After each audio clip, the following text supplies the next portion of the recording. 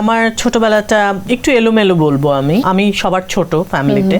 ভাই এবং বোন ওরা আমার চেয়ে প্রায় একজন 2 বছরের বড়, একজন 5 বছরের বড়। আমার নানু বাড়ি ধামরাই, সাভারে। আমি প্রি ম্যাচিওর জন্মাই আর কি। 2 বছরের জন্য নারায়ণগঞ্জে চলে যায়। আমার বাবা জব করতেন, উনি ফার্মাসিউটিক্যালসে ছিলেন।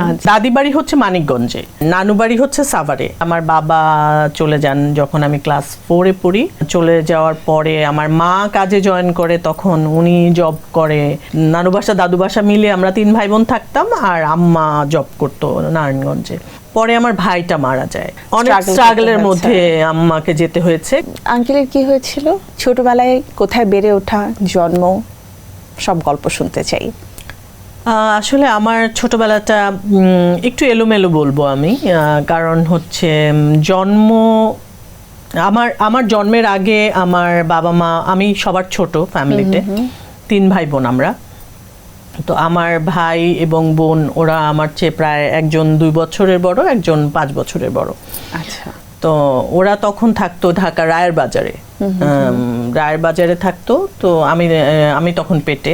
তারপরে আমার নানু বাড়ি ধামরাই, সাভারে যাওয়ার পরে ওখানে আমার জন্ম হয়, কারণ আমি প্রি ম্যাচিওর জন্মাই আর কি। তো ওখানে আমার জন্ম হয় নানু বাড়িতে। তারপরে তো আবার রায়ের বাজারে এখানে বেড়ে ওঠা। ক্লাস 1 পড়েছি রায়ের বাজার যেটা প্রাইমারি স্কুল, ওখানে ক্লাস 1-2 তখন এখানে পড়েছি। তারপরে আবার ক্লাস 3-এর দিকে আবার আমরা আমার নানু বাড়ির ওখানে সাভারে চলে যাই আর কি। সাভার বাজার যেটা, যে জায়গাটা একদম মেইন রোডের পাশে যে আসলে, ওখানে আমার নানু বাড়ি। তো ওখানে আমরা 1 বছর ছিলাম। তারপরে আবার 2 বছরের জন্য নারায়ণগঞ্জে চলে যায়। আমার বাবা জব করতেন, তো উনি ফার্মাসিউটিক্যালসে ছিলেন। তো উনি চলে যায়, তখন আমরা আবার নারায়ণগঞ্জে 2 বছর থাকি। তারপর আবার মানে সাভারে আর কি, আবার সাভারে 2 বছর থাকা হয়। তারপরে আবার স্কুল আবার নারায়ণগঞ্জে, ঢাকা, মানে এই করে নারায়ণগঞ্জে থেকে মানে ঢাকার এই প্রান্ত থেকে ওই প্রান্ত মোটামুটি মানে ঢাকার আশেপাশেই, এর মধ্যেই আমাদের।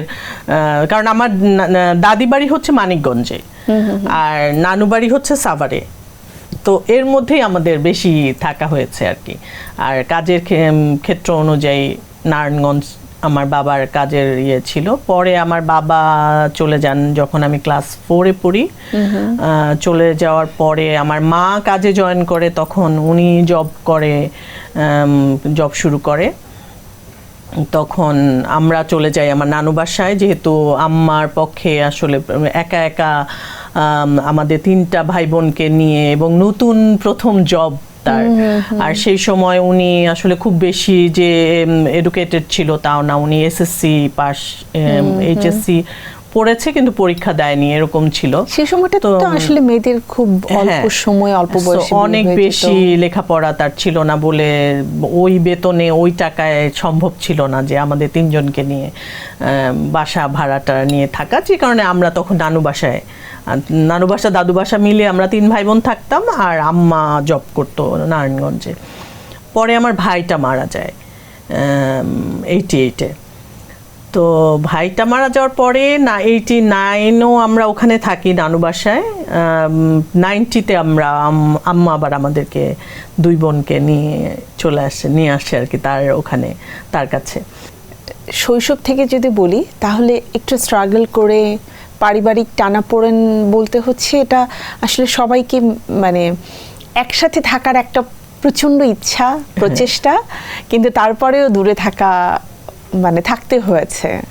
তার মানে আন্টিকে বেশ অনেক স্ট্রাগলের মধ্যে আম্মাকে যেতে হয়েছে, কারণ আমার বাবা 87-এ চলে যায়, আর 88-এ আমার ভাই চলে যায়।